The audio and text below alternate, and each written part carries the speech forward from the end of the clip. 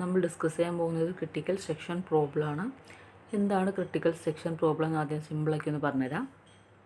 ഇതെന്ന് പറഞ്ഞാൽ ഒരു സെക്ഷൻ ഓഫ് കോഡാണ്. നമ്മൾ സീറ്റിംഗ് അറേഞ്ച്മെൻറ്റിൻ്റെ കേസൊക്കെ പറഞ്ഞിരുന്നു.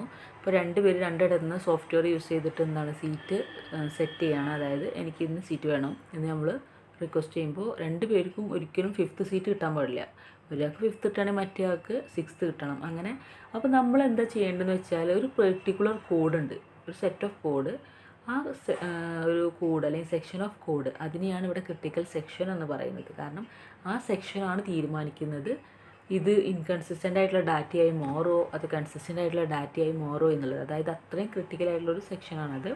അതാണ് ഡിസൈഡ് ചെയ്യുന്നത്. കാരണം അത് പ്രോപ്പറായിട്ട് പ്രോസസ് സിങ്ക്രണൈസേഷനൊക്കെ യൂസ് ചെയ്ത് മ്യൂച്വൽ എക്സ്ക്ലൂഷനൊക്കെ ചെയ്തിട്ട് പ്രോസസ്സ് ചെയ്യുകയാണെങ്കിൽ കുഴപ്പമില്ലാതെ സ്മൂത്തായിട്ട് കാര്യങ്ങൾ പോകും. അല്ലെങ്കിൽ ഇൻകൺസിസ്റ്റൻ്റ് ആയിട്ടുള്ള ഡാറ്റ വരും, സിസ്റ്റം ഫെയിലിയർ വരും.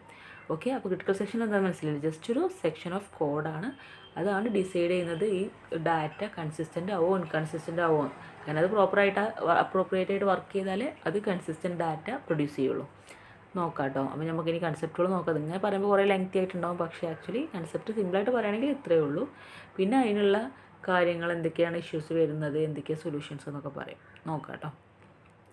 Concurrent process within a system may have to cooperate or interact with many situations to share common resources such as data structure, physical device that can only be serially reused. നമ്മളിപ്പോൾ പറയുന്ന കാര്യം എങ്ങനത്തെയെന്ന് വെച്ചാൽ നമ്മൾ concurrent പ്രോസസ്സുകളെ കുറിച്ചാണല്ലോ പറയുന്നത്. പ്രത്യേകിച്ച് cooperate concurrent പ്രോസസ്സുകളാകുമ്പോൾ അവരെന്ത് ചെയ്യും, common ആയിട്ട് ഒരു റിസോഴ്സ് ഷെയർ ചെയ്യും. അത് ഡാറ്റ സ്ട്രക്ചർ ആവാം, ഫിസിക്കൽ ഡിവൈസസ് ആവാം, വേരിയബിൾസ് ആവാം, ഏത് ടൈപ്പും ആവാം. അത് പലപ്പോഴും സീരിയലി റീയൂസബിൾ ആയിട്ടുള്ള കൺസെപ്റ്റുകളായിരിക്കും. അപ്പോൾ പലപ്പോഴും വേരിയബിൾസ് എന്നൊക്കെ പറഞ്ഞാൽ എന്താണ്, എക്സ് എന്നുള്ളൊരു വേരിയബിൾ നമ്മൾ യൂസ് ചെയ്യുന്നത് സപ്പോസ് ആണ് എക്സ് ആണെങ്കിൽ അത് ഇവിടെയും എക്സ് യൂസ് ചെയ്യാം, അപ്പുറത്തും എക്സ് ഷെയർ ചെയ്യാം. അങ്ങനെ ആകുമ്പോൾ അത് സീരിയലി റീയൂസ് ചെയ്യാൻ പറ്റുന്ന കൺസെപ്റ്റാണ്.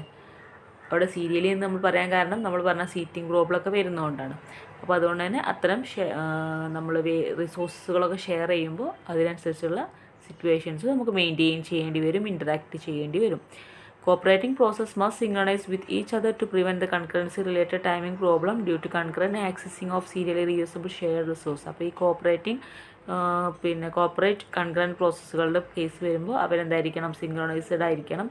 അല്ലെങ്കിൽ പല രീതിയിലുള്ള കൺകറൻസി റിലേറ്റഡ് ടൈമിംഗ് പ്രോബ്ലംസ് വരും. നമ്മൾ സീരിയലി റീയൂസബിൾ ആയിട്ടുള്ള റിസോഴ്സസ് നമ്മളിപ്പോൾ പറഞ്ഞ വേരിയബിൾസൊക്കെ പോലെയുള്ളത് നമ്മളിങ്ങനെ യൂസ് ചെയ്തുകൊണ്ടിരിക്കുമ്പോൾ പലപ്പോഴും ടൈമിംഗ് പ്രോബ്ലംസ് വരും. അതുകൊണ്ട് എന്തായിരിക്കണം, നമ്മളുടെ പ്രോസസ്സ് സിങ്ക്രണൈസ്ഡ് ആയിരിക്കണം. Without adequate inter process synchronisation access to serially reusable shared resources can induce concurrency related timing errors that often difficult to debug. അപ്പോൾ അങ്ങനെ എന്തെങ്കിലും ടൈമിംഗ് ഇഷ്യൂസ് വന്നാൽ അതൊന്ന് സോൾവ് ചെയ്യുക, അതേപോലെ അത് ഡീബഗ് ചെയ്യുക എന്നൊക്കെ പറഞ്ഞാൽ ഇറ്റ്സ് വെരി വെരി ഡിഫിക്കൽട്ട് ആയിരിക്കും. നമ്മൾ കരുതിയ പോലെ സിമ്പിളല്ല. അപ്പോൾ അതുകൊണ്ട് എന്ത് ചെയ്യണം, ആദ്യം പ്രോസസ് സിങ്ക്രണൈസേഷനും മ്യൂച്വൽ എക്സ്ക്ലൂഷനൊക്കെ കൊണ്ടുവന്നിട്ട് വേണം നമ്മളിത് പെർഫോം ചെയ്യാൻ കൺകറൻ്റായിട്ട്. അല്ലെങ്കിൽ പണി കിട്ടും, ഡീബഗ് ചെയ്യാൻ ബുദ്ധിമുട്ടായിരിക്കും. അപ്പോൾ പ്രോസസ് സിങ്ക്രണൈസേഷനും മ്യൂച്വൽ എക്സ്ക്ലൂഷനൊക്കെ നമ്മൾ നേരത്തെ പറഞ്ഞ കേട്ടോ. അതുകൊണ്ടാണ് ഞാൻ അങ്ങനെ ജസ്റ്റ് ആ വേർഡ് പറയുന്നത്.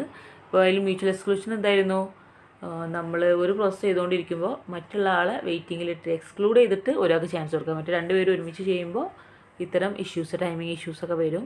ആക്ച്വലി ഇത് കൺകറൻറ്റ് പ്രോസസ്സാണ്, പക്ഷേ നാനോ സെക്കൻഡ്സിൻ്റെ ഡിഫറൻസിൽ ഒരാൾക്ക് കഴിഞ്ഞിട്ട് അടുത്താൾക്ക് സീരിയലി ചാൻസ് കൊടുക്കുകയാണ് ചെയ്യുന്നത്. One of the primary causes of this problem is the possibility that concurrent process may observe temporarily inconsistent value of shared variable while it's being accessed or updated. This is known as race condition. അതായത് ഇത്തരം concurrent പ്രോസസ്സുകൾ നമ്മൾ ഒരുമിച്ച് ചെയ്യുമ്പോൾ അതിന് വേണ്ട പ്രിസർവേഷനോ അല്ലെങ്കിൽ അതിന് വേണ്ടിയിട്ടുള്ള നമ്മൾ ആ ഒരു സൊല്യൂഷനോ കണ്ടില്ലെങ്കിൽ എന്താവും, ഇൻകൺസിസ്റ്റൻറ്റ് വാല്യൂസ് പ്രൊഡ്യൂസ് ചെയ്യുന്ന ഒരു അവസ്ഥ വരും ഷെയർഡ് വേരിയബിൾ കാരണം. അതാണ് റേസ് കണ്ടീഷൻ എന്ന് പറയുന്ന അവസ്ഥ. Race condition can be avoided if only one process allowed to update the value shared variables. This is ensured through the notion of critical section. അതായത് ഇത്തരം റേസ് കണ്ടീഷൻസ് ഒഴിവാക്കാൻ വേണ്ടിയിട്ടാണ് നമ്മൾ ക്രിട്ടിക്കൽ സെക്ഷൻ എന്നുള്ള ഒരു നൊട്ടേഷൻ കൊണ്ടുവന്നിട്ടുള്ളത്. അത് യൂസ് ചെയ്താൽ നമുക്ക് എന്ത് ചെയ്യാം, ഒരു പരിധിവരെ ഇത്തരം ഇഷ്യൂസൊക്കെ സോൾവ് ചെയ്യാം. അതായത് ടൈമിംഗ് ഇഷ്യൂസ്, അതേപോലെ കോമൺ ആയിട്ടൊരു വേരിയബിൾ ഷെയർ ചെയ്യുമ്പോൾ വരുന്ന ഇഷ്യൂസൊക്കെ സോൾവ് ചെയ്യാം. Critical section for data item is section of code which cannot executed concurrently with itself or with other critical section. ഇതെന്ന് പറഞ്ഞാൽ ഞാൻ പറഞ്ഞു മുന്നേ, ഒരു സെക്ഷൻ ഓഫ് കോഡാണ്. അത് ബാക്കിയുള്ളവർക്ക് എക്സ്ക്ലൂഡ് ചെയ്തിട്ട് ഒരു പ്രോസസ്സിന് ഒറ്റ ടൈമിൽ ചാൻസ് കൊടുക്കും, ബാക്കിയുള്ളവർക്ക് പിന്നെ ചാൻസ് കൊടുക്കും. അങ്ങനെയാണ് ചെയ്യുന്നത്, അല്ലെങ്കിൽ ഇഷ്യൂസ് വരും എന്ന് കരുതിയിട്ട്.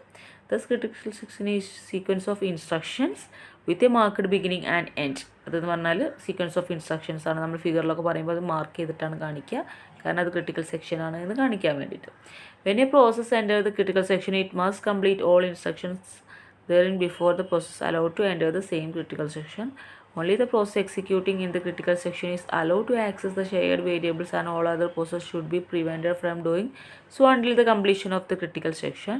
This is often referred to as mutual exclusion, in which single process temporarily excludes all other from using a shared resources in order to ensure the system's integrity. ഇതിനകത്ത് നമ്മൾ പറയുന്നത് ക്രിട്ടിക്കൽ സെക്ഷനകത്ത് സീക്വൻസ് ഓഫ് ഇൻസ്ട്രക്ഷൻസ് ഉണ്ടായിരിക്കും. അപ്പോൾ എന്ത് ചെയ്യും, അതിനകത്ത് critical സെക്ഷനിൽ പറയുന്ന ആ ഒരു പ്രോസസ്സിൻ്റെ ഓപ്പറേഷൻസ് അല്ലെങ്കിൽ ഇൻസ്ട്രക്ഷൻസ് ഒക്കെ കഴിയോളം എന്ത് ചെയ്യും, അത് മാത്രം അലോ ചെയ്ത് കൊടുക്കും ആക്സസിങ്.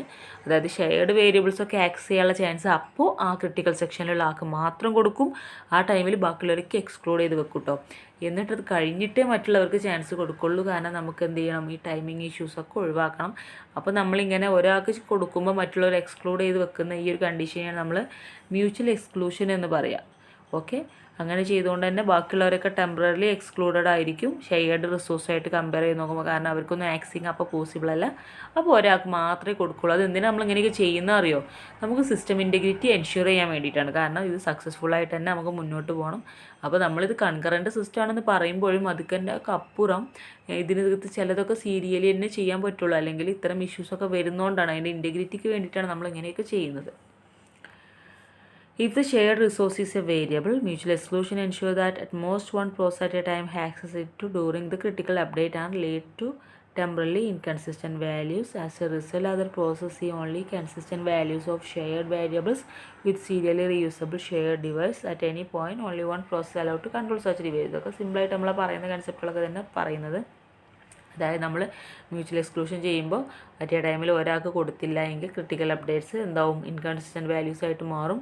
അതുകൊണ്ട് തന്നെ നമ്മൾ എന്ത് ചെയ്യണം, ഷെയർഡ് വേരിയബിൾസൊക്കെ കോമൺ ആയിട്ട് നമ്മൾ കൊടുക്കുന്ന സമയത്ത് എന്ത് ചെയ്യണം, കൺസിസ്റ്റൻറ്റ് വാല്യൂസ് കിട്ടണമെങ്കിൽ സീരിയലി റീയൂസബിൾ ആയിട്ടുള്ള കേസ് വരുമ്പോൾ ഒരാൾക്ക് ഒരു ടൈമിൽ ഓൺലി വൺ പ്രോസസ്സ് അലോ ചെയ്യുന്ന ഒരു കേസ് കൊണ്ടുവരണം. അല്ലെങ്കിൽ എന്താവും, അത് എല്ലാവരും ഒരേ ടൈമിൽ യൂസ് ചെയ്താൽ നമ്മളെപ്പോഴും സീറ്റിംഗ് പറയാൻ കാരണം അതാണ് ഏറ്റവും ബേസിക് റിയൽ ലൈഫിൽ നമ്മൾ യൂസ് ചെയ്യുന്ന ഒരു അവസ്ഥ. അതുകൊണ്ടാണ് കേട്ടോ നമ്മളതിങ്ങനെ പറയുന്നത്. ഇനി എവിടെ എത്തി? ഓക്കെ, അപ്പോൾ അതുകൊണ്ടാണ് അത് നമ്മൾ പറഞ്ഞത്. Next, a critical section for a data is thus mutual exclusion region with respect to D. If a process Pi is executing a critical section on D and any other process wishing to enter the critical section will have to wait till Pi exits the critical section. ഇതൊക്കെ നമ്മൾ പറഞ്ഞ കൺസെപ്റ്റുകൾ തന്നെ എക്സാമ്പിളൊക്കെ വെച്ച് പറയുകയാണ്. Actually just എന്താണ്, ഒരാൾ ചെയ്തുകൊണ്ടിരിക്കും മറ്റൊരാൾ ചെയ്യാൻ സമ്മതിക്കുന്നില്ല. നമ്മൾ കരുതും കൺകറൻ്റ് അല്ലേ, പാരലായിട്ട് എല്ലാവരും ഒപ്പം ചെയ്യും, നമുക്ക് അങ്ങനെ തന്നെ ഫീൽ ചെയ്യുള്ളൂ. പക്ഷേ ഇത്തരം സീരിയലി റീയൂസബിൾ ആയിട്ടുള്ള വേരിയബിൾസ് അല്ലെങ്കിൽ ഡിവൈസൊക്കെ യൂസ് ചെയ്യുമ്പോൾ അവർ കോമൺ ആയിട്ട് യൂസ് ചെയ്യില്ല. അതാണ് കോപ്പറേറ്റിംഗ് കൺകറൻറ്റ് പ്രോസസ്സിൻ്റെ പ്രത്യേകത. അപ്പോൾ അതുകൊണ്ട് തന്നെ അങ്ങനെ ചെയ്യുമ്പോൾ ഇഷ്യൂസ് ഇങ്ങനെ വരുമ്പോൾ നമുക്ക് എന്ത് ചെയ്യണം, സിസ്റ്റത്തിന് ഇൻറ്റഗ്രിറ്റി കീപ്പ് ചെയ്യാൻ വേണ്ടിയിട്ട് അല്ലെങ്കിൽ എൻഷുർ ചെയ്യാൻ വേണ്ടിയിട്ടാണ് നമ്മൾ ഇത്തരം മെത്തേഡുകളൊക്കെ കൊണ്ടുവരുന്നത്. അതുകൊണ്ട് തന്നെ സക്സസ്ഫുള്ളായിട്ട് മുന്നോട്ട് പോവുള്ളൂ. സോ ഇവിടെ നമ്മൾ പറയുന്ന PIയും PJയും ആണ്. നമ്മൾ നേരത്തെ പറഞ്ഞ സീറ്റിങ്ങിൻ്റെ എക്സാമ്പിൾസ് തന്നെയാണ്. ഇതിനകത്ത് ഈ ഡോട്ടർ ഇട്ട് കൊടുത്ത് കണ്ടില്ലേ, ഫസ്റ്റ് PIയിലും കൊടുത്തിട്ടുണ്ട്, പിന്നെ PJയിലും കൊടുത്തിട്ടുണ്ട് ഡോട്ടർ ഇട്ട്. അതാണ് ക്രിട്ടിക്കൽ സെക്ഷൻസ്. ഓക്കെ, ഇങ്ങനെ ക്രിട്ടിക്കൽ സെക്ഷൻസായി കൊടുത്താൽ മാത്രമേ എന്ത് ചെയ്യുള്ളൂ, അതിനകത്ത് consistency of shared variable is maintain since each process queries and update values the data inside the critical section. കണ്ടോ, ഡാറ്റ അപ്ഡേറ്റ് ചെയ്യുന്നതും അതിനകത്തുള്ള പ്രോസസ്സിങ് പറയുന്നതൊക്കെ ക്രിട്ടിക്കൽ സെക്ഷനിലായതുകൊണ്ട് തന്നെ ഇതിന് കൺസിസ്റ്റൻ്റ് ഡാറ്റ മാത്രമേ പ്രൊഡ്യൂസ് ചെയ്യുള്ളൂ. ഓക്കെ, അതിന് വേണ്ടിയിട്ടാണ് നമ്മൾ ക്രിട്ടിക്കൽ സെക്ഷൻ കൊണ്ടുവന്നിട്ടുള്ളത്. കൺസിസ്റ്റൻ്റ് ഡാറ്റ കിട്ടാൻ വേണ്ടിയിട്ടാണ്, സിസ്റ്റത്തിൻ്റെ ഇൻറ്റഗ്രിറ്റി കൂട്ടാൻ വേണ്ടിയിട്ടാണ്. അങ്ങനെ ഒരുപാട് കാരണങ്ങൾ കൊണ്ടാണ് നമ്മൾ എന്ത് ചെയ്തിട്ടുള്ളത്, ഇങ്ങനെ ക്രിട്ടിക്കൽ സെക്ഷനിൽ കൊണ്ടുവന്നിട്ടുള്ളത്. അതുകൊണ്ട് തന്നെ ഒരിക്കലും ഞാൻ നേരത്തെ പറഞ്ഞ സീറ്റിങ്ങിൻ്റെ പ്രോബ്ലംസ് ഒന്നും വരാനില്ല. ഓക്കെ, അപ്പോൾ ക്രിട്ടിക്കൽ സെക്ഷനെ കുറിച്ചൊരു ഐഡിയ കിട്ടിയില്ലേ? സംഭവം സിമ്പിളാണ്. ഇതിങ്ങനെ ഒന്നിങ്ങനെ കൺസെപ്റ്റുകൾ റിപ്പീറ്റ് ചെയ്ത് അല്ലെങ്കിൽ ഇങ്ങനെയൊക്കെയാണ് എന്നൊക്കെ ഒന്ന് പറയുന്നതേ ഉള്ളൂ. അപ്പോൾ റീഡ് ചെയ്ത് ഇങ്ങനെ വായിക്കുന്നത് കഴിഞ്ഞ് ചിലർക്ക് അയ്യോ മിസ് ഇങ്ങനെ വായിക്കുന്നത്, ഞാൻ മുന്നേ ഇങ്ങനെ ആയിരുന്നില്ല ചെയ്തിരുന്നത്, ഞാൻ ജസ്റ്റ് കൺസെപ്റ്റുകൾ ഇങ്ങനെ പറഞ്ഞു പോയപ്പോൾ പലർക്കും പ്രശ്നങ്ങളായിരുന്നു. അതായത് റീഡ് ചെയ്ത് പറയുകയാണെങ്കിൽ ഒന്നുകൂടെ കംഫർട്ടായിരുന്നു, അല്ലെങ്കിൽ കൺസെപ്റ്റ് കുറേ ഉണ്ട് പക്ഷേ വീഡിയോ കുറച്ചുള്ളൂ എന്നൊക്കെ പലരും പറഞ്ഞിരുന്നു. അപ്പോൾ ആക്ച്വലി എന്താണെന്ന് വെച്ചാൽ ഇതിങ്ങനെ റീഡ് ചെയ്ത് പോകുമ്പോൾ ഇതിനകത്ത് കുറച്ച് പോയിൻറ്റ്സുകളെ നമുക്ക് അങ്ങനെ ആവശ്യമുള്ളതുള്ളൂ. ജസ്റ്റ് സിമ്പിളായിട്ട് എന്താണെന്ന് ആദ്യം പറഞ്ഞെന്നില്ല. പിന്നെ ആവശ്യമുള്ളവർക്ക് വേണ്ടിയിട്ടാണ് ഇങ്ങനെ റീഡ് ചെയ്ത് പോകുന്നത്. അവിടെയൊക്കെ ജസ്റ്റ് ഇതൊക്കെ തന്നെ ഒന്നുകൂടി വേറെ രീതിയിൽ പറയുന്നു. കറക്റ്റ് കൺസെപ്റ്റ് നിങ്ങളിലേക്ക് എത്തിക്കാനാണ് അങ്ങനെ നോട്ട്സ് കൊടുത്തിട്ടുള്ളത്. അപ്പോൾ എക്സാമിന് എഴുതുമ്പോഴും നിങ്ങളുടെ ബേസിൽ തന്നെ എഴുതാം. ഒരിക്കലും ഇപ്പോൾ COAൻ്റെ പോലെയൊന്നും നിങ്ങൾക്ക് മനസ്സിലാക്കി എഴുതേണ്ട ആവശ്യത്തിനകത്തില്ല. COA ഒക്കെ പറഞ്ഞാൽ കൺസെപ്റ്റ്, കാരണം സിസ്റ്റത്തിൻ്റെ ഉള്ളിലുള്ള ഓരോ കാര്യങ്ങളല്ലേ പറയുന്നത്. അപ്പോൾ അതിനനുസരിച്ച് തന്നെ എഴുതണം. ഇവിടെ എന്ന് പറയുമ്പോൾ നമുക്ക് കാര്യങ്ങൾ അൽഗോരിതംസ് പോലെ കാര്യങ്ങൾ മനസ്സിലായാൽ നമുക്ക് തന്നെ ഐഡിയ വെച്ച് എഴുതാൻ കഴിയും. അതാണ് നമ്മുടെ വോയിസിൻ്റെ പ്രത്യേകത കേട്ടോ. കൺസെപ്റ്റ് ക്ലിയർ ആയാൽ മതി. ഓക്കെ, അപ്പോൾ ക്രിട്ടിക്കൽ സെക്ഷനെ കുറിച്ച് ഇത്രയാണ് പറയുള്ളത്. ഇനി സൊല്യൂഷൻസ് ആണ് പറയാനുള്ളത്. അപ്പോൾ നമുക്ക് നെക്സ്റ്റ് വീഡിയോയിൽ പറയാം. Okay, thank you.